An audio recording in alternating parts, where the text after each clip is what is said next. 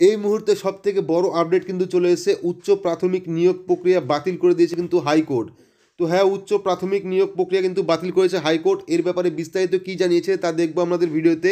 তো আশা করছি পুরো ভিডিওটি দেখবেন, স্কিপ করবেন না। আর অবশ্যই চ্যানেল নতুন থাকলে চ্যানেলটিকে সাবস্ক্রাইব করে পাশে বেল আইকনটি প্রেস করবেন, যাতে পরবর্তী ভিডিওর নোটিফিকেশান আপনারা দ্রুত পেয়ে যান। তো চলুন শুরু করি। তো এখানে দেখুন, রাজ্যের আপার প্রাইমারিতে শিক্ষক নিয়োগের জটিলতা কিন্তু আরও বাড়লো। দীর্ঘদিন অপেক্ষার পর আজ রায় হলো, যদিও নিয়োগ প্রক্রিয়া কিন্তু পুরোপুরি বাতিল করে দিয়েছে কলকাতা হাইকোর্ট।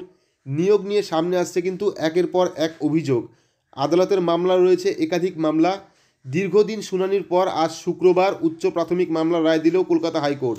মামলাটি বিচারপতি মৌসুমী ভট্টাচার্যের বেঞ্চে 39 নম্বর কোর্টের 1 নম্বর সিরিয়ালে ছিল। বেলা 2টোর সময় কিন্তু রায় দিয়েছেন তিনি। তো এখানে দেখুন, এদিন রায় দেওয়ার সময় উচ্চ প্রাথমিকের পুরো নিয়োগ প্রক্রিয়া কিন্তু ক্যান্সেল করে দিয়েছেন মাননীয় বিচারপতি। একই সঙ্গে তিনি নির্দেশ দিয়েছেন আগামী 4 জানুয়ারি 2021 থেকে কিন্তু পুনরায় ভেরিফিকেশন শুরু করতে হবে। অর্থাৎ এতদিন যে প্রক্রিয়া ছিল সেটি কিন্তু পুরোটাই ক্যান্সেল হয়ে গেছে।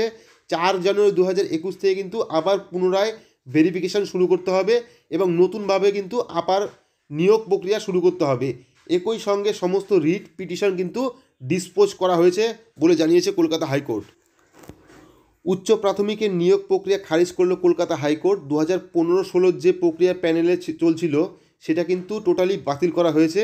বিচারপতি মৌসুমী ভট্টাচার্যের একক বেঞ্চে খারিজ করা হয়েছে টেট।